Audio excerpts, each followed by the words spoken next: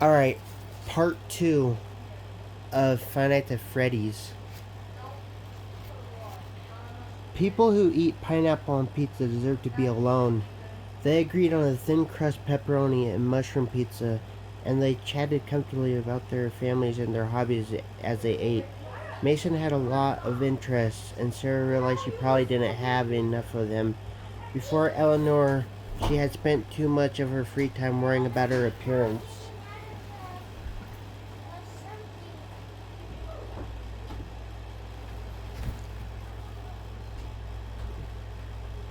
Where was I? Now that that problem was solved, she needed to branch out a little, listen to more music, read more books, maybe take up yoga or swimming. As a little kid, Sarah had loved swimming, but once she hit middle school, she was too self-conscious to let anybody see her in a swimsuit. By the time she and Mason walked next door to the movie theater, Sarah felt like they were getting to know each other pretty well. He wasn't just cute, he was nice and funny too. And in the dark theater, when he reached over and took her hand in his, it was the most perfect moment of a perfect night. When she got back home and was putting on her nightgown, Eleanor quietly strolled up behind her and put her hand on her shoulder. Sarah was startled but quickly recovered. "Hi, Eleanor," she said. "Hello, Sarah. How was your date?" she asked. Sarah felt a smile spreading on her face just from thinking about it. "It was great," she said. "He's gorgeous. But I also really like him as a person, you know. He asked me if I wanted to go to the basketball game with him next week. I'm not interested in basketball, but I'm definitely interested in him, so I'll go." Eleanor laughed her tinny giggle. "So tonight, was it everything you hoped it would be?" Sarah smiled at her robotic friend. "It was even better. I'm happy you're happy," Eleanor said, then moved back to her spot in the corner. "Good night, Sarah." In the morning, Sarah found her mom in the laundry room. "Can you drive me to the mall to meet my friends this afternoon?" she asked. Mom looked up from unloading the dryer and smiled. "You're quite the social butterfly this weekend. What time are you supposed to meet them?" She folded a towel and set it in the laundry basket. "They just said in the afternoon," Sarah said. "That's pretty vague, isn't it?" Mom said, folding another towel. "I don't know. The way they said it, I kind of felt like I should just know when they meant." She was so shocked to be accepted, even on a trial period, by the beautifuls that she was afraid to ask questions. "Your new friends expect you to be psychic?" Mom said. "You don't like my new friends, do you?" Sarah said. "I don't know your new friends, Sarah. I just know they were girls who wouldn't give you the time of day before, and now they're suddenly inviting you to hang out with them. It's kind of strange. I mean, what changed?" "I've changed," Sarah thought. "Just look at me." But she said maybe they just finally decided I'm a likable person. "Yeah, but what took them so long?" Mom said. "You know what friend of yours I like? Abby. She's smart and she's kind and she's straightforward. You always know where you stand with a person like Abby." Sarah didn't want to tell her mom that she and Abby weren't speaking to each other currently, so instead she said, 2 o'clock. How about you take me to the mall at 2 o'clock?" "Okay." Mom tossed the towel at her. "Now help me fold." Once Sarah got dropped at the mall, she realized that Lydia hadn't said anything about where to meet them either. The mall wasn't that large, but it was big enough to turn searching for them into a fairly difficult game of hide and seek. She could text Lydia, she supposed, but it kind of felt like in order to be accepted by the group, she had to figure out the way they did things without making a nuisance of herself. If she was only accepted into the group on a trial period, she didn't want to make any missteps. One false move and she would be back to eating lunch at the loser table. After a few moments of thought, she decided to head to Dillard's, the mall's most expensive department store. The Beautifuls definitely wouldn't be hanging out somewhere cheap. Her intuition was good. She found them at the front of the store in the cosmetics section, trying on lipsticks. "Sarah, you made it," Lydia said, giving her a crimson lipped smile. As soon as Lydia smiled at her, the other girl smiled too. "Hi, Sarah," said, smiling back. She really had made it, hadn't she? And not just to the mall. She had great looks, a gorgeous, nice boyfriend, and the friendship of the most beautiful girls in the school. She could never have predicted that her life would be this good. "Oh, Sarah, you should try on this lipstick," Jillian said, holding out a golden tube. "It's pink with sparkles. It would look perfect with your skin tone." Sarah took the tube, leaned over the makeup counter mirror, and smoothed on the lipstick. It really was pretty on her. It matched the rosy nail polish that never seemed to fade from her fingers and toes. "It looks like lipstick a princess would wear," she said, studying her reflection with pleasure.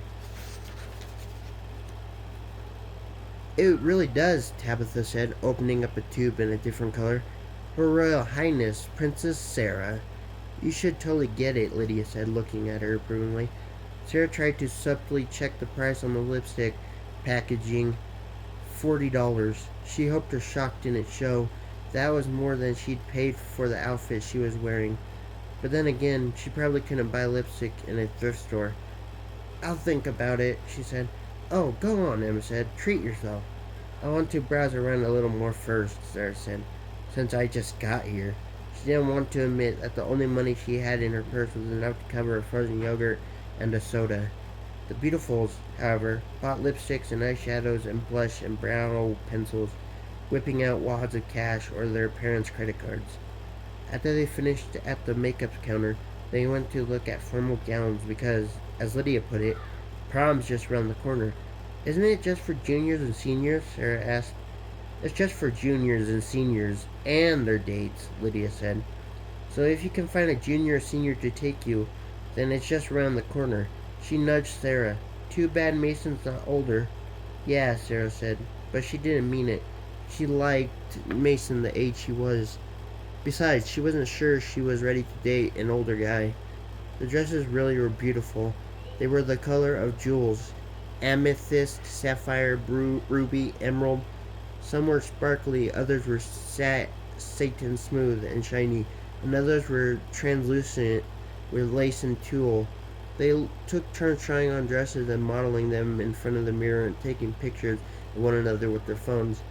After half an hour of watching them with a sour expression on her face, a sales lady came over and asked, "Were you girls actually interested in buying anything, or are you just playing dress up?" They ditched the dresses and fled the formal wear department, giggling. "I don't think that sales lady liked us very much," Jillian said as they walked out of the store. "Who cares?" Lydia said, laughing. "She doesn't get to judge me. She just works in the store. She makes minimum wage if she's lucky. I bet she can't even afford to buy the clothes she sells." They went to the food court and ate frozen yogurts and laughed about how naughty they'd been. "Do you girls intend to buy anything, or are you just playing dress up?" Lydia said over and over again, mimicking the sales lady. They all laughed, and Sarah laughed right along with them, even though she thought they might have been a little hard on the sales lady, who was just trying to do her job. Jillian and Emma had left the dresses they'd tried on in crumpled piles on the dressing room floor. Now the sales lady probably had to clean up after them. But who was she to criticize the Beautifuls? It was an honor that they invited her out with them. It was glamorous and exciting, like she was a guest on a reality TV show. No matter what they said or did, she was happy just to be included. Yesterday, her date with Mason had been perfect, and now she got to be out with the Beautifuls. How could she ever express her gratitude to Eleanor? Nothing she could say would ever be enough. That night, when Eleanor sprang to life, Sarah jumped up and hugged the robot's hard little body. "Thank you, Eleanor. Thank you for a perfect weekend." "You're welcome, Sarah." Eleanor hugged her back, and, as always, the sensation was odd. There was no softness in her hug. "It's the least I could do. You have given me so much." Sarah settled down happily to sleep, but her rest was disturbed by a strange dream. She was on a date with Mason, sitting in the movie theater, but when he reached over to hold her hand, it was not his hand she grasped, but Eleanor's. Tiny, white, metallic, and cold. The same hand she had grabbed to pull the robot girl out of the car trunk. When she turned to look at Mason in the seat next to her, he had changed into Eleanor. Eleanor smiled, revealing a mouthful of sharp teeth. In the dream, Sarah screamed. She opened her eyes to find Eleanor standing over her bed. her head lowered, staring at her with her blank green eyes. Sarah gasped. Did I make a noise in my sleep? No, Sarah. Sarah looked at Eleanor, who was standing so close to her bed that she was touching it. Then what are you doing standing over my bed? Didn't you know, Sarah? Eleanor said, reaching out to brush back Sarah's hair. I do this every night. I watch over you. I keep you safe. Maybe it was because of the dream, but for some reason, Sarah didn't feel like letting Eleanor touch her. Safe from what? Sarah asked. Safe from danger. Any danger. I want to protect you, Sarah. Okay, thanks, I guess. She appreciated Eleanor's concern, appreciated everything Eleanor had done for her, but still, it was creepy for someone to watch you when you didn't know you were being watched, even if they were doing so with the best of intentions. I can stand by the door if it makes you more comfortable, Sarah, Eleanor said. Yeah, that would be great, Sarah. Sarah was pretty sure she couldn't fall back asleep with Eleanor standing right over her like that. Eleanor strolled over to the door and stood guard there. Good night, Sarah. Sleep well. Good night, Eleanor. Sarah didn't sleep well. She didn't know what, but something was wrong. In the cafeteria, Sarah stood in line with the other beautifuls as they waited to empty their trays. Lydia had texted the night before saying they'd all be wearing their skinny jeans today, so Sarah was wearing hers too. She'd bought the jeans and a few tops and a couple of pairs of cute shoes when her mom had taken her shopping the other week. They'd also bought a few bras that did her new figure justice. Can you believe what she's wearing? She dresses like a preschooler, Lydia said. Like a preschooler from a poor family, Tabitha added. With horror, Sarah realized the girl they were criticizing was Abby, who was emptying a tray ahead of them. True, Abby was wearing pink overalls, so the preschooler comment wasn't too far off the mark. But it seemed mean to reduce somebody's whole value as a person to the clothes she wore. That's Abby, Sarah heard herself saying. She's really nice. She's been my friend since kindergarten. She almost found herself saying best friend, but she stopped herself in time. Yeah, Lydia said, laughing, but you've bought new clothes since kindergarten and she hasn't. The beautifuls all laughed, too. Sarah tried for a smile, but she couldn't quite manage it. When it was Sarah's turn to dump her tray, she stepped on something slippery near the trash can. Her new shoes were cute, but they didn't have much traction. The fall felt like it took forever, but she was sure it was only a matter of seconds. Then she was flat on her back, right in front of the whole school. Sarah, that was hilarious, Lydia said. What a klutz! She was doubled over, laughing. All the beautifuls were laughing along with her, saying, Did you see her go down? And she hit the floor like a ton of bricks. And how embarrassing. In Sarah's dazed state, she couldn't really tell which girl was saying what. The voices sounded distant and distorted, almost as if Sarah was trying to hear them underwater. Sarah tried to pull herself up, but something strange was happening to her body. She heard weird clashing and clanging sounds, and couldn't figure out where they were coming from. It didn't make any sense, but they felt like they were coming from inside of her. Ooh, juicy. She was shaking and jerking, and she couldn't make her body move the way it usually did. Her body was no longer under her control. She was scared. Had she hurt herself badly? Should somebody call her mom? Call an ambulance? And why were her new friends not helping her? They were still laughing, still joking about how stupid she looked, how funny it was. Then the beautiful's laughter was replaced by screams. As if from a great distance, Sarah heard Lydia saying, What's happening to her? I don't understand. I don't know, one of the girls said. Somebody needs to do something. Get a teacher, quick, another one said. A terrible thought occurred to Sarah. She put her hand to her throat. The necklace Eleanor gave her, the necklace that was never, ever to be taken off, was gone. She must have knocked it off during the fall.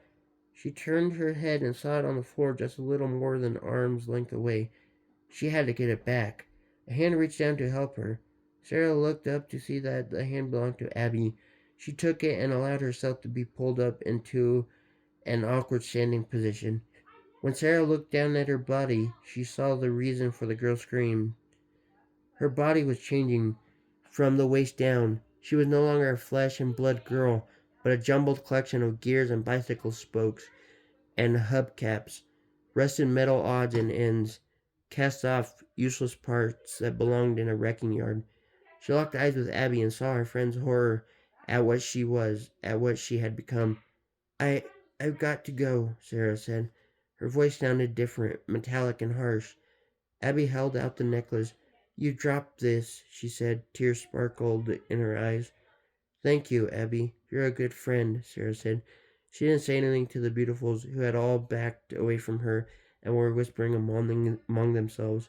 Sarah grabbed the pendant and ran as fast as her new, shambling, makeshift metal legs would carry her out of the cafeteria and out of the school. Home. She had to get home. Eleanor wouldn't know what to do, wouldn't know how to help her. Sarah was still changing. Her torso was hardening, and when she ran, she made squeaking noises like a door with hinges that needed oiling. She tried to fasten the necklace around her neck again, but her fingers had grown too stiff to manage the clasp. As she hurried down the sidewalk with a clattering, shambling gait, people stopped to stare at her. Drivers slowed down their cars to gawk. People didn't look sympathetic or even just confused.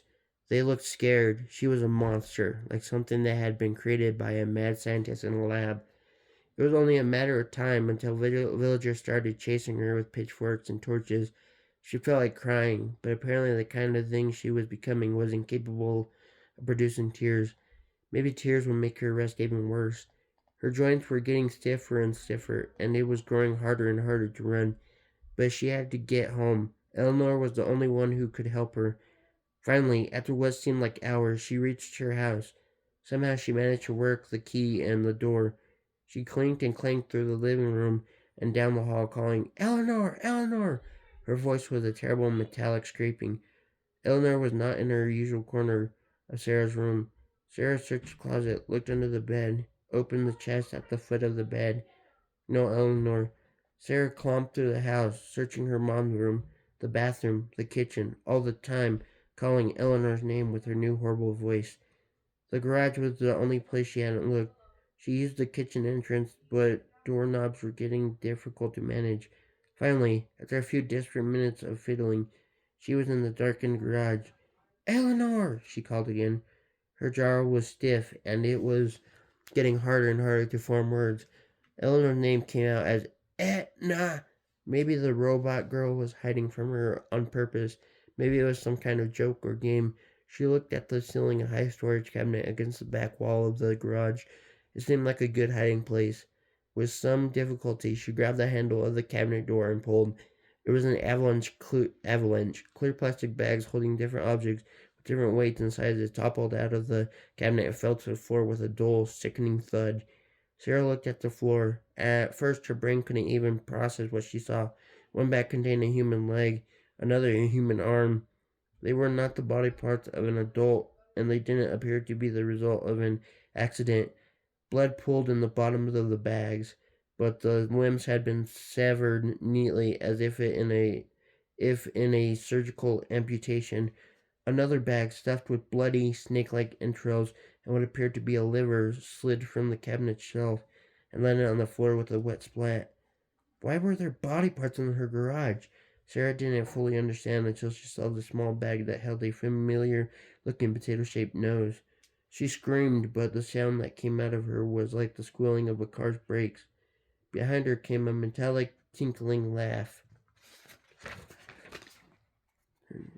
Sarah's lower body was almost immobile, but she dragged herself around to face Eleanor. I made your wish come true, Sarah, the pretty robot said with another metallic giggle. And in return, Sarah noticed something she'd never seen on Eleanor before, a harp-shaped button just below Eleanor's throat. That was a double of Sarah's heart-shaped pendant. Eleanor laughed again, then pushed the heart-shaped button. She jerked and shook, but she also visibly softened, her silver finish turning the pinkish shade of Caucasian skin. In a matter of moments, she was a dead ringer for Sarah, the old Sarah, the real Sarah, the Sarah who, looking back on it, hadn't been so bad looking after all, the Sarah who had spent way too much time worrying about her appearance. Abby had been right. She had been right about a lot of things. Eleanor pulled on an old pair of Sarah's jeans, one of her sweaters, and her tennis shoes. Well, you certainly made my wishes come true, Eleanor said, smiling with Sarah's old smile. She pushed the button that opened the garage door. Sunlight flooded the room, and Sarah gave a little wave, then skipped out into the sunshine and down the sidewalk. Sarah's ears filled with a deafening clinking and clanking. She couldn't control her movements. Different rusted metal parts disconnected from her and fell clattering to the floor. She was falling apart, collapsing into an ugly trash heap, a hideous, useless collection of garbage to be thrown away and forgotten. In an old mirror propped up against the garage wall, she saw herself. She was no longer a pretty girl, or a girl at all. She didn't resemble a human of any kind. She was nothing but a rusty, dirty pile of junk. She felt sad, then she felt scared, and then she felt nothing at all. The end. All right.